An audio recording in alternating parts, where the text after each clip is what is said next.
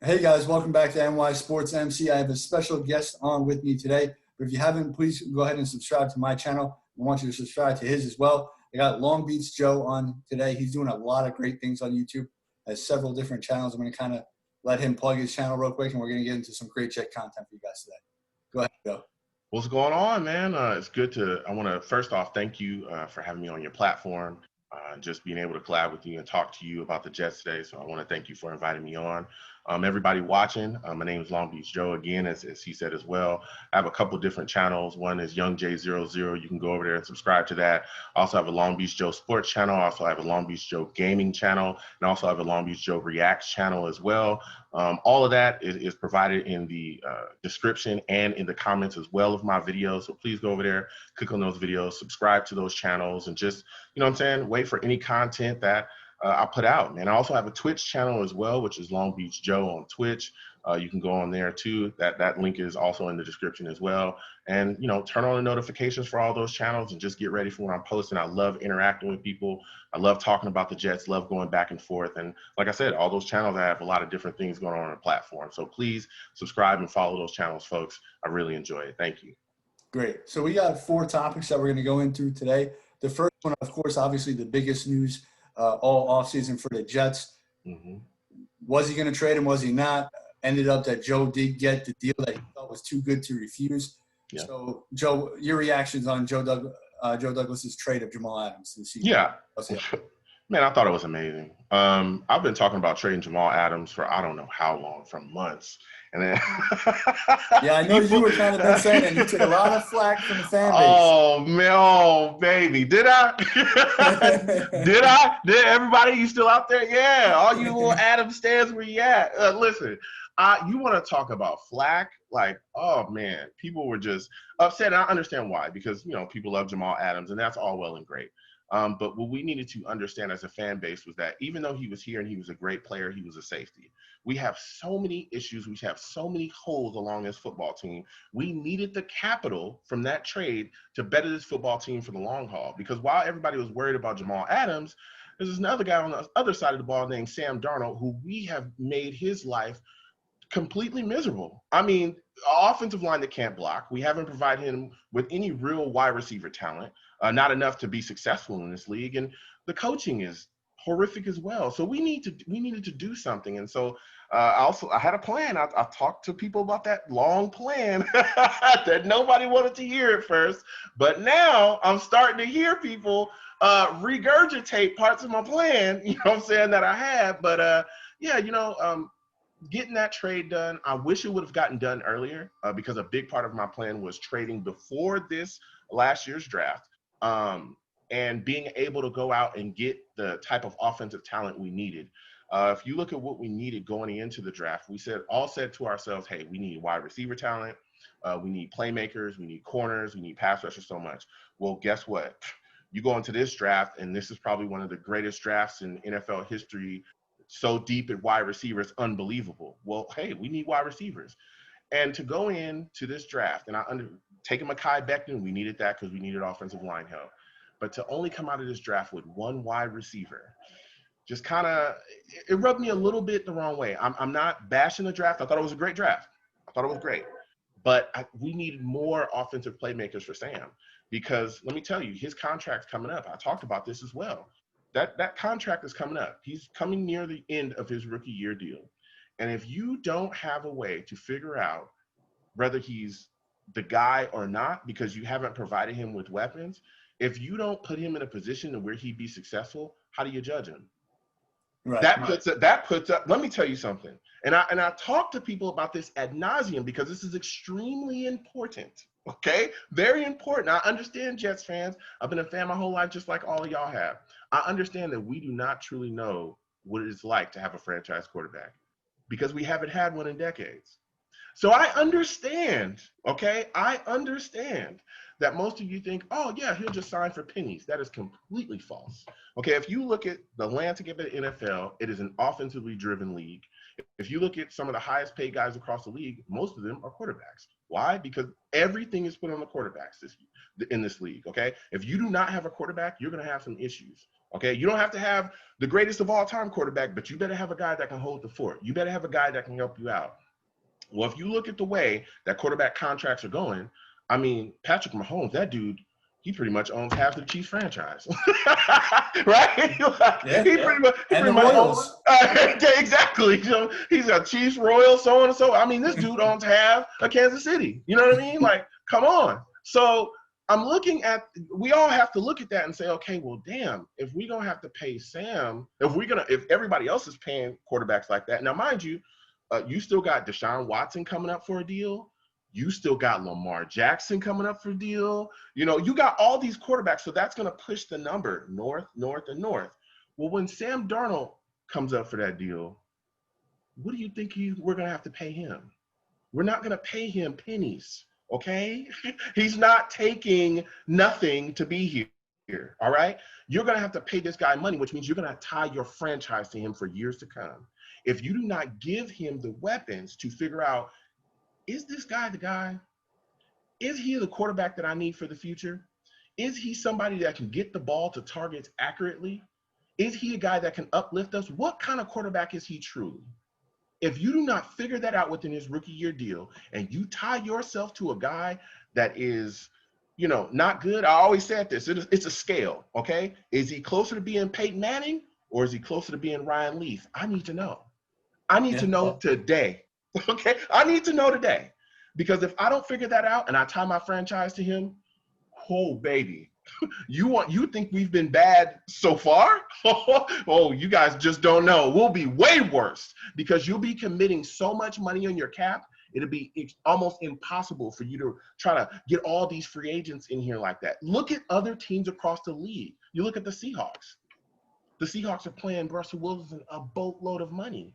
They're drafting guys. They're trying to figure it out. You don't see them going in free agency, getting all these guys and bringing them in, because they don't have the money to do that. Right. We need to start thinking. And that's what the whole deal behind trading Jamal Adams was, hey, listen, I understand you guys love him. I love him too. But he's a guy that plays a position that is not of impact. As great as he was, right? He was an all-pro safety, right?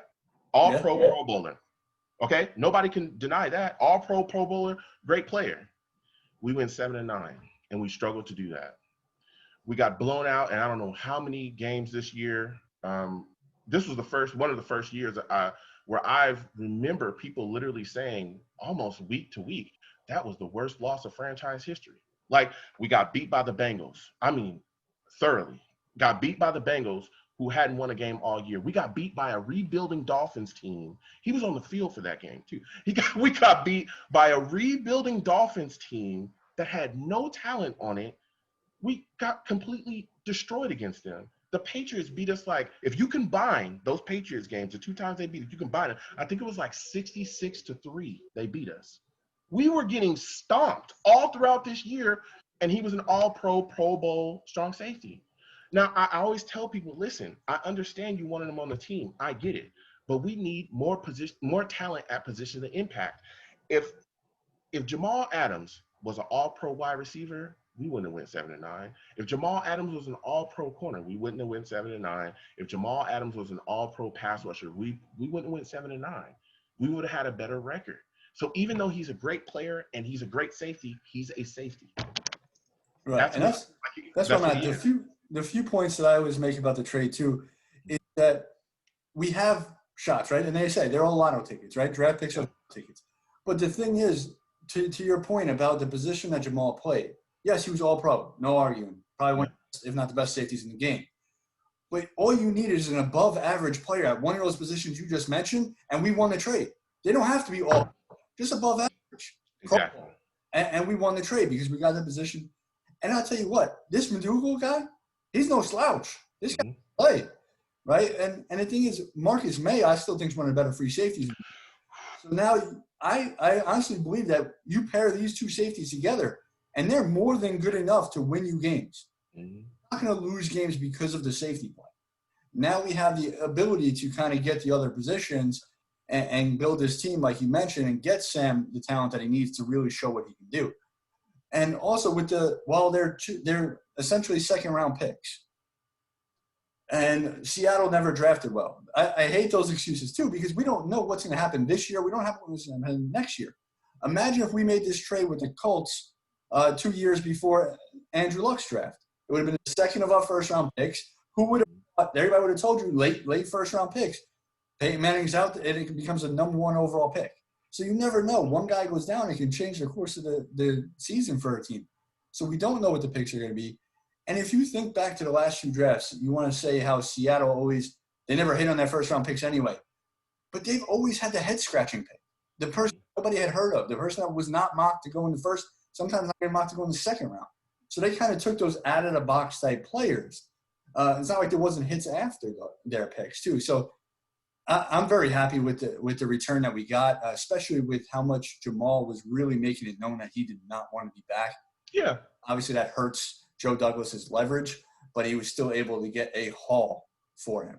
Yeah. And, I'm going to address a couple of things. It's great that you said some of that. My problem with some Jets fans and even other people that just like to bash the Jets is the whole, they're basically second-round picks. No, they're not. They're late first-round picks. And I don't know if everyone else knows, but there's a lot of teams that always draft late in the first round, and they find a way to get a talented guy in constantly in the first round. So stop saying that. Because if any other team had made this trade for a guy that was a malcontent, that did not want to be here, that was going to the moon and back to let everybody and their mama know that he did not want to be here, it would have been hand claps. It would have been hand claps. Oh, yeah, such and such got rid of this player. But when we do it, it's an issue. When we still get a solid compensation back, actually great compensation back for a guy that honestly was never going to sign to be here because the number that he was asking for was astronomical anyway, and that clearly did not want to be here because of the lengths he was going to, then it's an issue. So that's completely ridiculous. The second point is, okay, even say just because it's a late first-round pick, we can trade down into the second round and use that to get even more value. I don't know if a lot of fans know, but listen, players that make impact in this league aren't just first-round picks. This league is literally ran by mid-round picks, guys that were in the second round, third round, fourth round. If you can trade down out of the first round and get significant capital, particularly in the second round or even further, more drafts to come, you win. Because that means we address more positions of need on this team. I don't think people understand this. On good deals as well.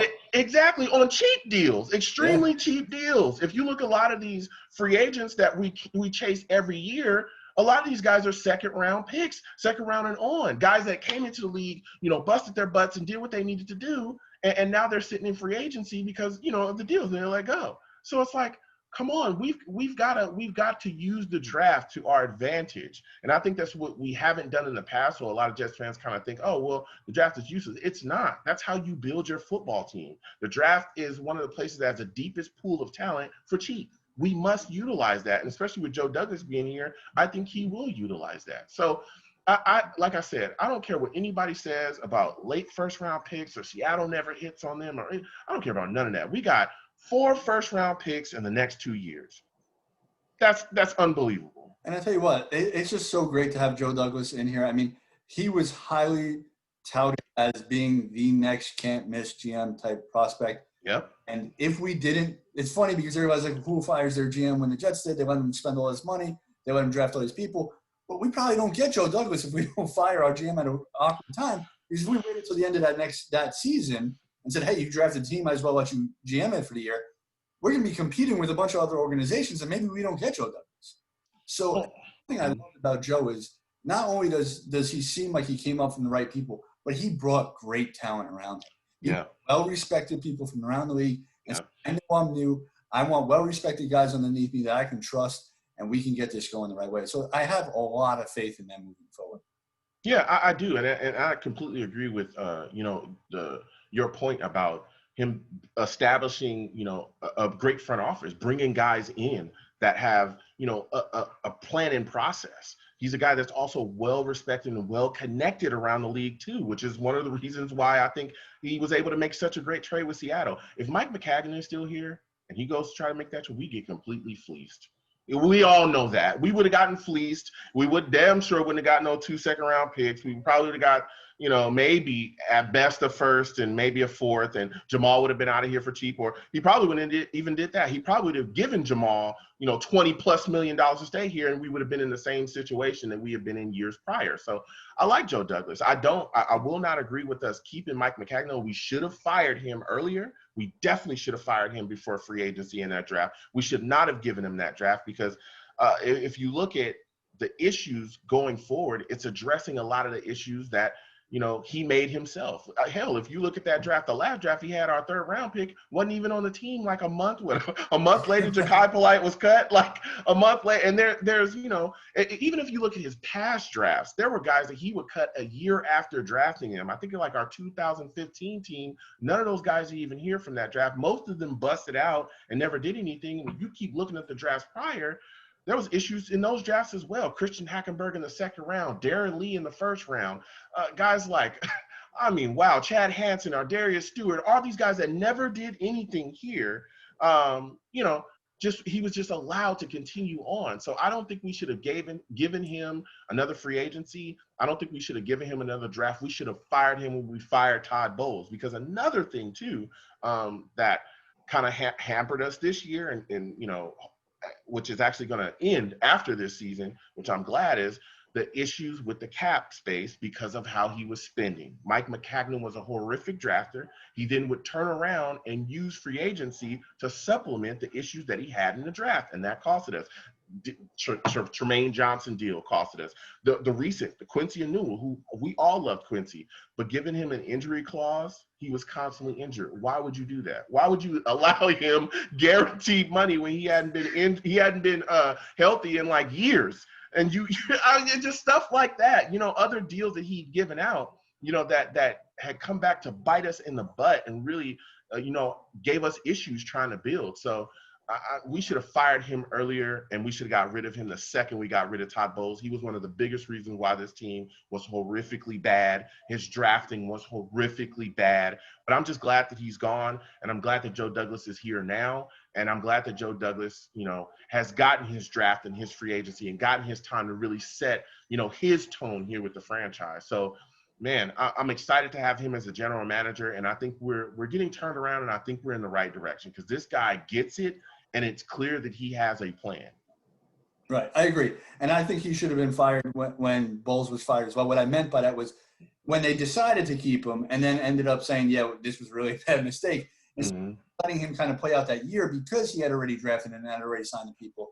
And then at the end of that year, us fire him. That would have put us in a tougher spot to try to get Joe at that point. So that's what I was saying. They should have fired him when they fired Bowles, but at least they made the right decision then afterwards to fire him when we were the only – because at that point we were the only people looking for a GM and have competition for Joe's services. So let's move right on to topic number 2. Obviously, we just spoke about the Jamal trade. C.J. Mosley's opted out. With the news of us losing our 2 best defensive players, what is your outlook for the season? First off, salute and respect to Mosley. I completely understand why he made the decision he made. So – that's just out the way. I know that I'm not going to say, I call it the Roro. Everyone knows. So I understand that the Roro, how it works around here. So like I said, I completely respect his decision. The other guy with Jamal Adams being gone. But look, I think that the outlook for me, especially defensively, is I think we'll be all right. If you look at, even though Jamal Adams is not here anymore, like you said, we still have McDougal coming in. Marcus May still playing as well. Everyone knows I love Marcus May. I think he's if you look at the ranking, you look at the grades, he's one of the best cover safeties in the league. I think we'll be okay.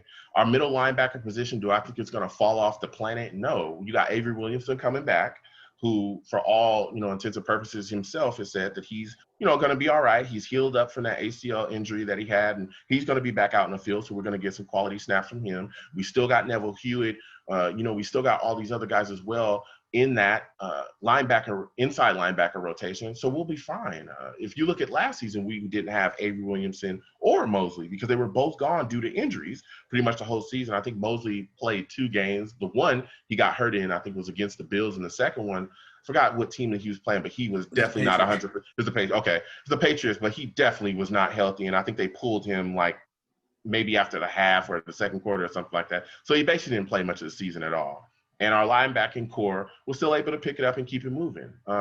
I think a big part of this, too, is Greg Williams. The fact that we have Greg Williams here as a defensive coordinator, this guy gets it. And we've seen him make wildly great adjustments throughout the entire year, even when he was missing stars, even when he was missing guys that we considered the best at, whatever the position was. He was able to put guys in positions to continue to make plays. He was able to, take his system and morph it to better their skill set. So I don't think our defense is going to fall off of a cliff at all. I think we'll be all right. Yeah, so I feel very similar. I was looking at the defense, especially after Jamal and C.J. Mosley in quick succession there, losing two big pieces. And I'm like, if we look at all the position groups, the D-line's the same. And a lot of those guys are younger. Quinn Williams, hopefully healthy. So you think that line is going to be improved from last year. The linebacking core is going to be better as well because your outside linebackers are the same, except for Copeland's gone, but he was not that good anyway. Now you bring Zuniga. I think that's probably an add on the pass rushing side. And then you look at the inside linebacker position, and like you mentioned, Williamson is back. And then the rest of the guys are hopefully now healthy. Cashman, Hewitt, Burgess. You even got Peanut from the Ravens. So I think even though we don't have C.J. Mosley, our middle linebacker is going to be better than it was last year. And remember, this was a top 10 defense last year still. Yeah. With all those injuries – and with Burgess, who was literally on the practice squad when the season started, starting at inside linebacker, and Tremaine Johnson, as you mentioned, and Kyle Roberts starting at the corner spots. Oh my God! Every position group besides the strong safety position has improved from last year. Yeah. I don't see why the defense doesn't, at very worst, stay where they were. We have number 2 rush defense. Now you bring back Avery Williamson, who is a top inside linebacker when it comes to run defense. I think we can easily be the best run defense in the game. And when you look at the offensive side, it's all going to be dependent on that offensive line. I think the most important person in that building is Frank Pollock. How quickly can he get this offensive line, who none of them have played a single snap next to any one of them. Yep. Single snap next to the next guy. How quickly can he get them up and running and as a cohesive unit? Because if you have a top 10 defense, and you have a middle-of-the-pack offense, which I think they could easily be if that line is average at worst. Mm-hmm.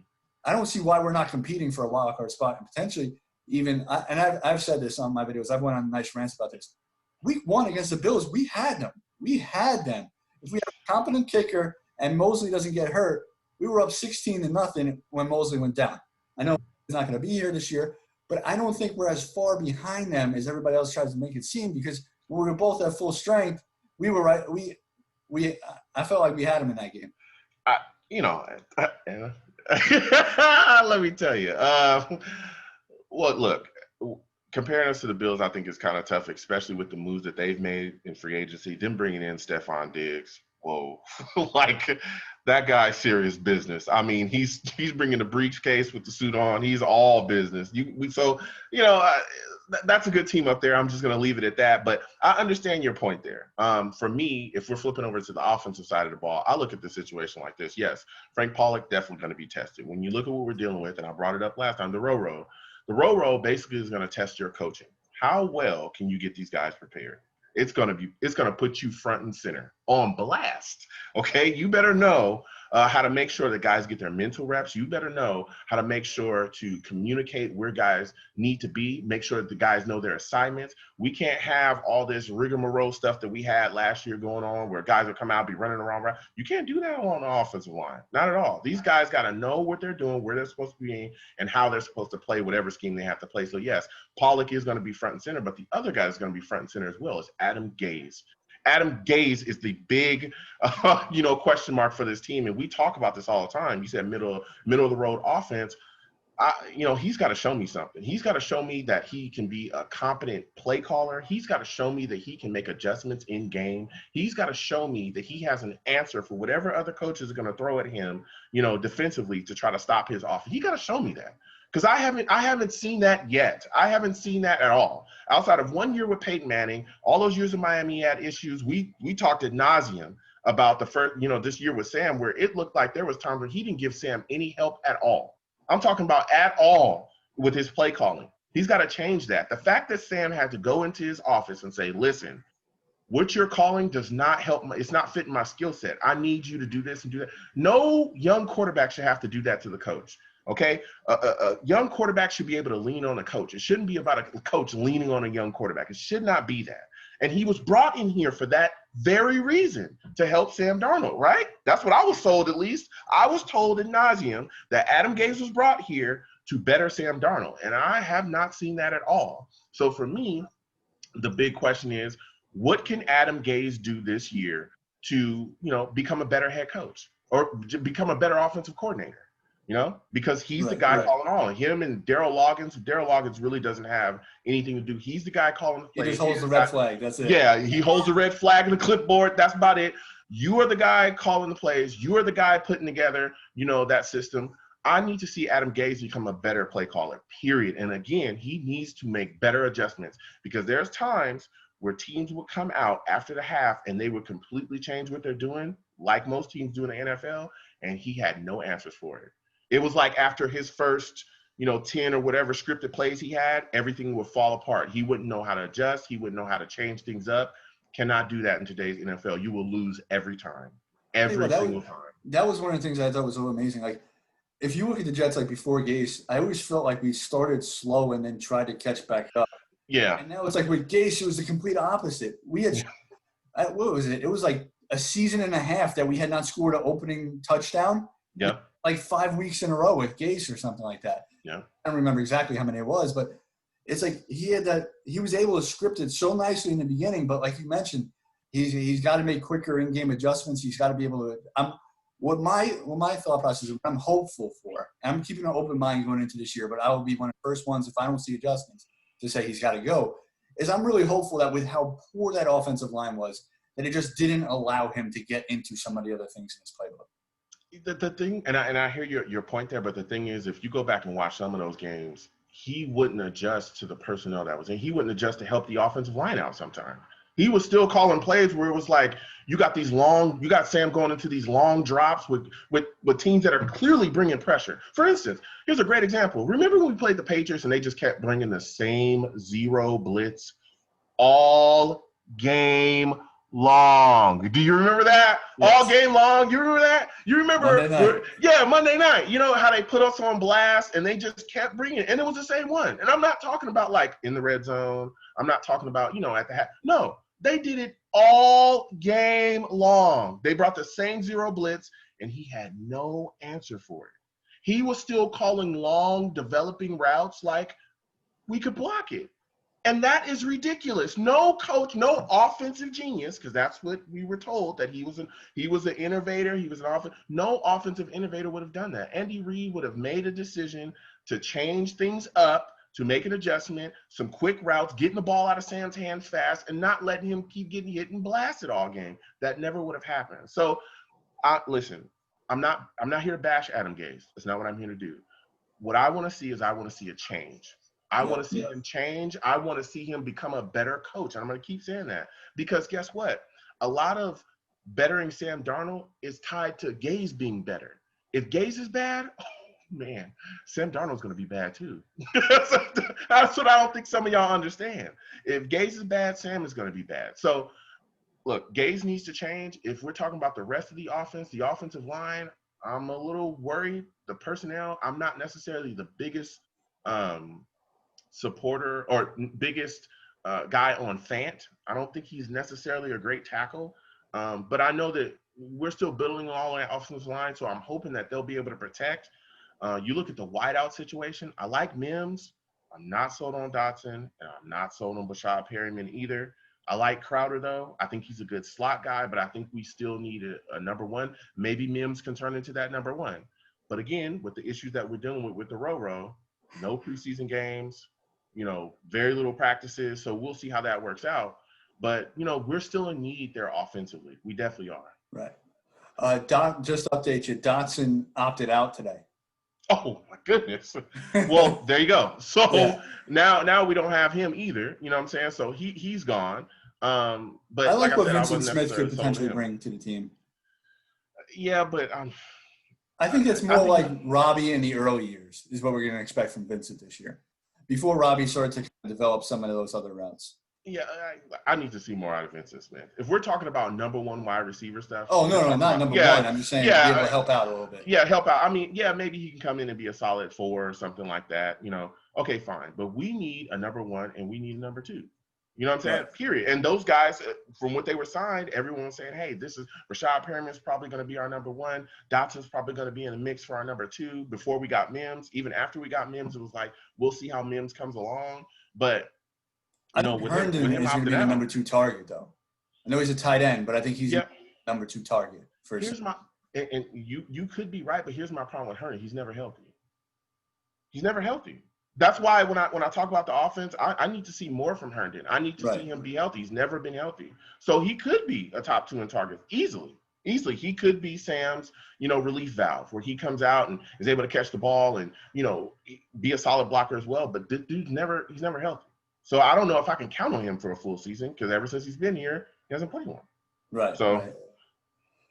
So moving on to our next topic, I know, with it all stems back to the Jamal trade, but Jamal trade, we have the extra picks, the uncertainty going around with, are we even going to have a full NFL season? Are we not? Is college football going to have a season? You hear the news of a lot of these top prospects opting out, which I completely understand. They're not even getting paid to play. So definitely understand them kind of opting out and taking the safe route and just prepping for the draft. So what are your thoughts on the draft if the seasons don't go on as normal? Well, my outlook on the draft, if there's a draft, if we even have a season at this point, because I've heard people saying we shouldn't even have a season, but if we do have a draft, when you look at the scouting process, GMs scout at least a couple years out. So it's not like, hey, this guy gets to what we would think would be his last year in college or whatever, and then we finally watch him. No, they're watching guys constantly. There's all kind of guys coming up from their freshman year, so on and so forth.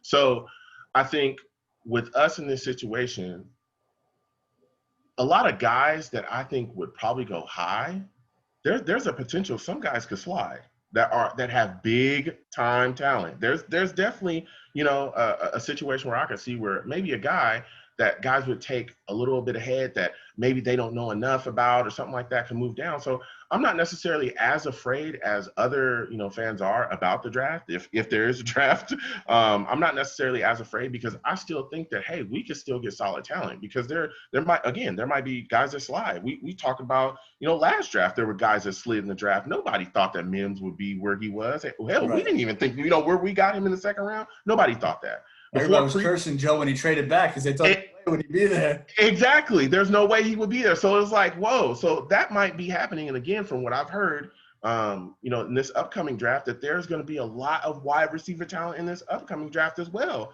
Yeah. That could fall in our lap. So I'm always, a positive guy, a glass half full guy. So I think that it's going to be all right because again, with the scouting department that we have with everything that we changed around, I'm pretty sure they're prepared for this situation and they're going to, be ready. Right. Yeah, I just think it's going to be interesting because there's going to be a lot of people that potentially fall, a lot of people that potentially did higher than they think. Because if you just look back at any other drafts, right, they do scout these guys years out. But there's also teams like Alabama that just churn people out every single year. Right? Yep. So yep. There's certain people like Quinton Williams he didn't have much game film before that last year before we drafted him. Mekhi Becton was not seen as a first-round pick going into this last year. Burrow was not seen as a first-round pick. He went number 1 overall. So there's always the guys that kind of move up, move down. So it's going to be interesting for some of those players who maybe were behind one of these top draft picks last year to see what they're going to do, right? Are they still going to come out? Are people going to potentially go back to school? Some of the not more highly known guys right now where maybe they have been if they got to play this season. So it's just going to be an interesting process to see. My thing that I hope never happens because I want an NFL season would be how would they even pick a draft order if there was no season? Are we going to ping pong balls like the NBA? I don't know. I don't know. And that's that's the big question for me. Like, and as we keep going along, we're, kind of hearing mutterings here and there just from different people that are coming out and saying, we shouldn't have a season. There's going to be issues. There are going to be issues there. So I don't know what would happen or how they would work those things out if we, if the season doesn't actually happen. Maybe they just push the draft back. I don't know. You do rock, paper, scissors. I don't know what you do. I don't know how it happens. But, I'm hoping that there is a season again safely. First and foremost, I want safety, as safe as possible, as humanly possible. But I'm just hoping that we can get through a solid season and then figure things out and the draft kind of works out as well. I think the NBA got it right with the bubble. I don't know how football would do it where they'd have enough fields in a small area to do that, but I think that's the best because you see the issues with baseball and it's the travel, right? They're traveling so much that exposing yourself to everything else, it's a lot harder. In the NBA, they got it contained to the one area. People are not traveling, they're not interacting with the outside as much. And, you see how much more successful the NBA has been as compared to baseball, where they have two teams already quarantined and miss a few games. So, like I said, I don't know how the football would do it, but apparently football said that they have some really good procedures in place. I guess we'll just have to kind of wait and see. Yeah, and that's all you can do. I've seen some tweets from some players though already, like I'm sure you have seen as well, where they're even like, I don't know about this one. I don't know about this one. Maybe we need to change some things up. We need, some different kind of protocol. So I don't know. But again, I am hopeful that the season goes on, continues, and is safe, and everybody's good. That's what I'm hoping. But if there isn't a season, like I said, I would completely understand. Right. So last topic I had for today, we now have, with the opt-outs and the trade, we now have about $30 million in cap space, according to overthecap.com. Should the Jets make, and we also have extra draft capital, right? So should the Jets make any other moves, whether that be signing a free agent out there, whether that be trading for a potential player with this extra draft capital? What are your thoughts on that? I'll start with the thought about signing. It really depends on what the free agent will be asking for. I'm pretty sure we'll be looking at corners, anyone that's a lineman, maybe wide receiver market.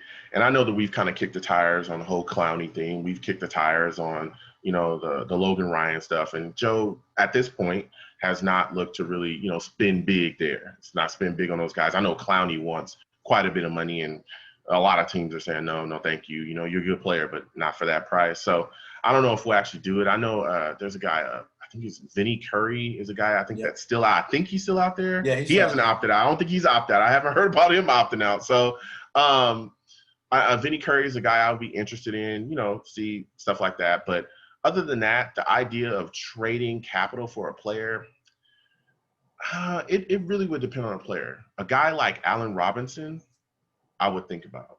But it would depend on – I know a lot of Jet fans are interested in this guy because they want him as a free agent after the season. They're willing to trade for him. How about Juju Smith-Schuster? I was just about to bring him up. Literally just about to bring him up after Allen.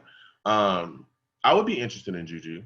I would, but I'd have to know what type of capital they want. You know what I'm saying? Because if you're asking for way too much, a first plus, I'm not doing that. Because again, the draft's coming up. We can definitely get a guy there, but I wouldn't mind giving up maybe a second for Juju, something like that. And if the money worked out on his side as well, where he wasn't asking for just an astronomical amount of money, I'd have no problem doing that because I think that betters our team. But giving up huge capital, a first and this and that, I wouldn't do that. Especially like you said as well, he's going to free agency. So next season, we have quite a bit of money, but we also have to keep in mind as well, and I think a lot of fans have to keep in mind with this too, is that with the Roro, there's no fans in the stadium, there's no fans in the stands, that salary cap could be coming down. And I know a lot of people want us to spend constantly. That's why I said we just got to be smart about how we're doing it, because with the salary cap coming down, even though we have, 30 million, I think at this point, the last time I looked at it, we had 30 million available. If the cap comes down 20 million, well, we just ate into our 30 million, we only got 10 million. You know what I'm saying? So right. You gotta, and maybe that's something that Joe Douglas is doing at this point is like, hey, I'm just building a buffer. So if the cap does come down, okay, I wasn't even dealing with that money anyway. So who cares? Maybe that's something that he's thinking about. That could be, his ideology there. But we've got to keep that in mind that with this stuff floating around and with the impact that it's had on the NFL, that number could be coming down. We don't know exactly where it could be. It can be cut significantly. We don't know.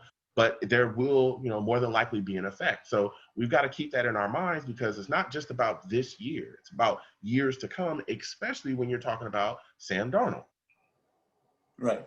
No, I agree 100%. And the rumor's been it may drop to 175 million, Mhm. which would be a pretty nice drop.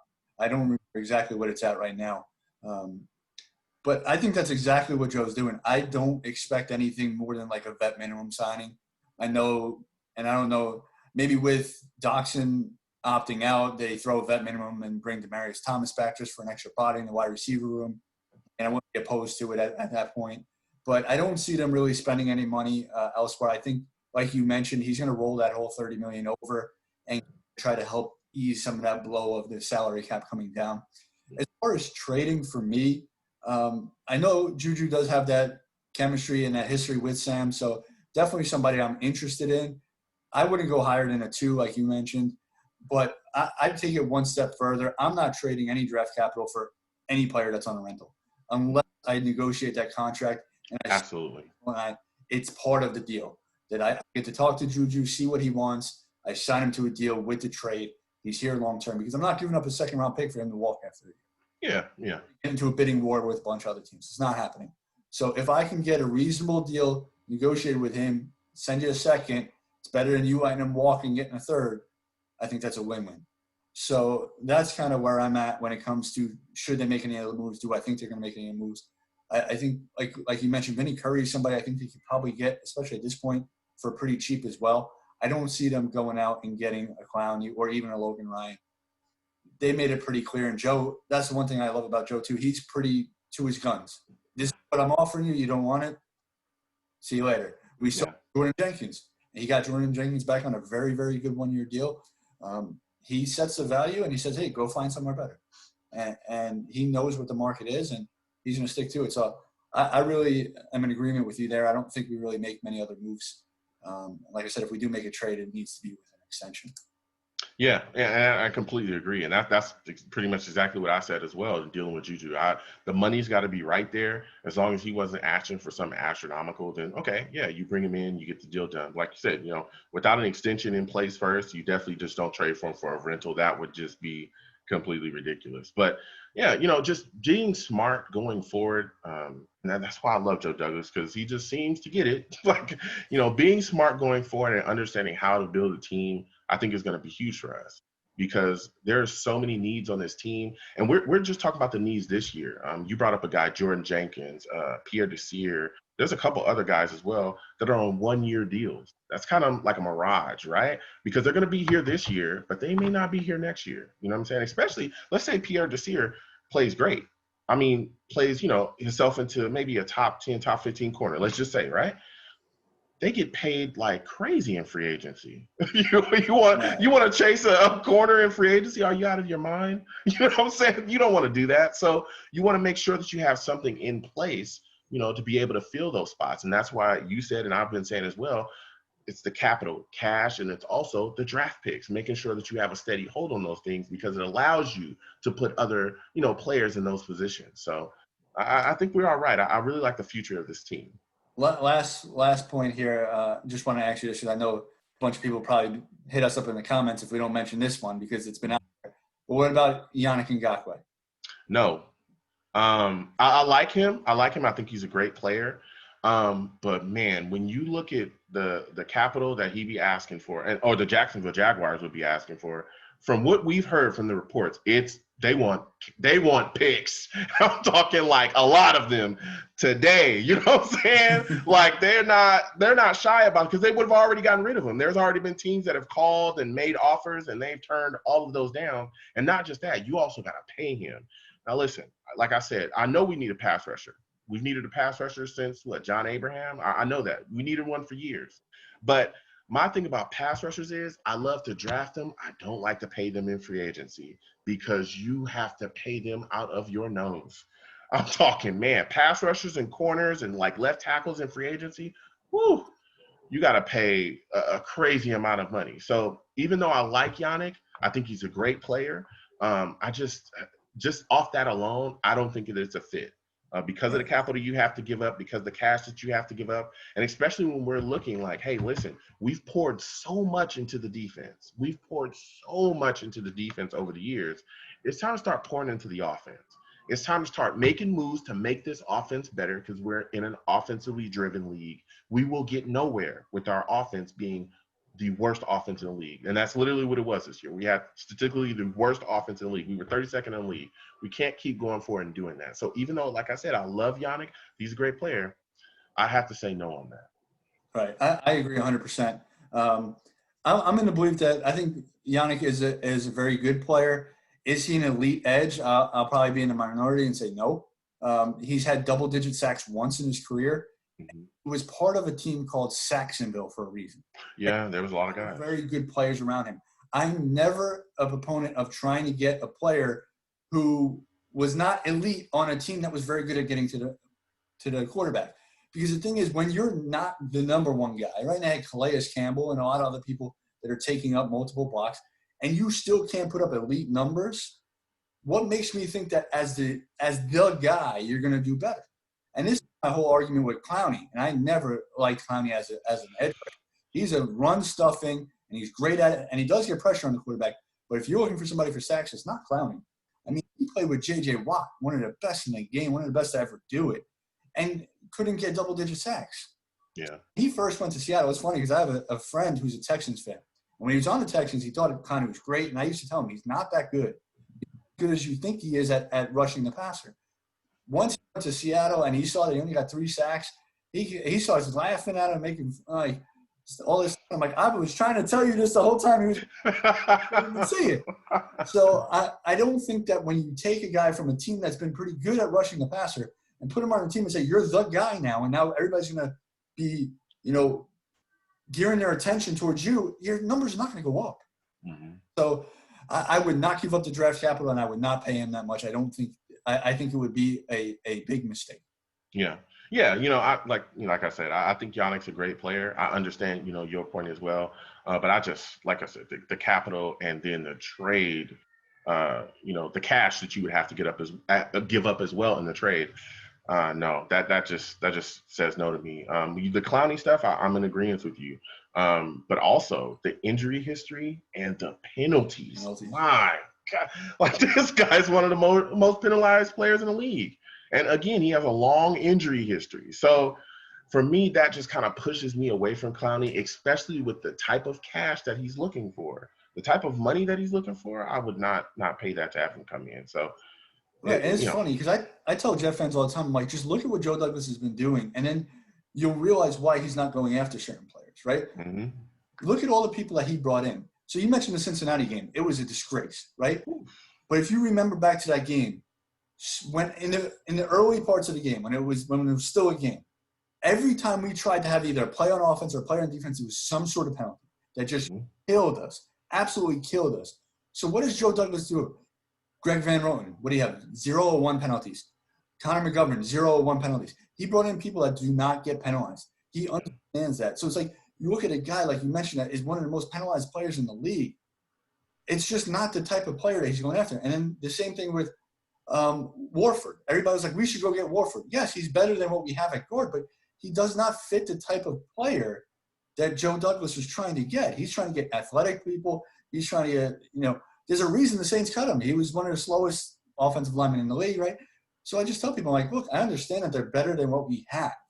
But if they don't fit what he's trying to do, he's not going to go out and spend money on these people. Yeah. I'm in agreement there. For me, Warford, I definitely thought, even though he was one of the slower linemen, he was still solid, still a sound, solid guy. I would have been interested in bringing him on, but he opted out as well this year too.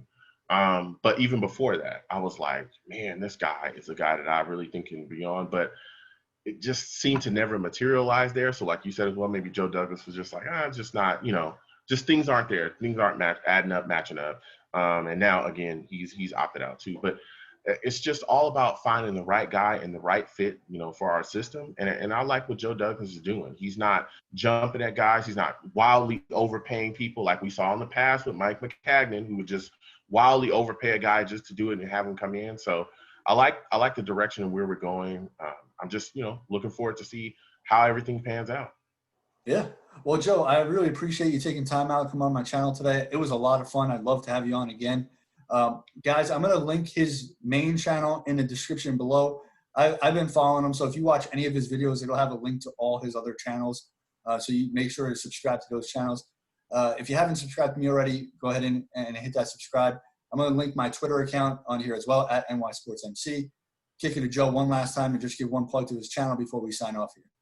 Yeah, and again, thank you, for having me on your platform. Love talking Jets with you today. Like I said, I'll come on any time and go back and forth with you and talk about this green because we all love it and it's what we're all about. You know what I'm saying? But for everybody watching, again, I want to thank you folks for watching. My channel is YoungJ00. I also have other channels as well. Long Beach Joe Reacts, Long Beach Joe Sports, Long Beach Joe Gaming. I also have a Twitch channel. Please go down there and subscribe to all those channels, follow all those channels, and turn on your notifications so that when I post stuff and go on about things, you folks will be able to interact with me live and we can go back and forth. And always, folks, don't forget, all right, I'm here for the free hugs. You know what I'm saying? I'm here for free hugs. The hugs are free when you see me in person, because you will. I come to Jets games, all right? I'll reach out. All right, I'll reach out. You see this hand? It's coming for you. You know what I'm saying? It'll reach out. Free hugs, everyone. Don't forget that. All right. Yeah, well, it was a lot of fun tonight. We will be back live Sunday night at 9, just myself, not with Joe like I normally do my Sunday night, 9 o'clock Eastern time for about an hour, talking a little bit more Jets, whatever you guys want. So come on by and check that out. And hey, guys, like always, Jet up.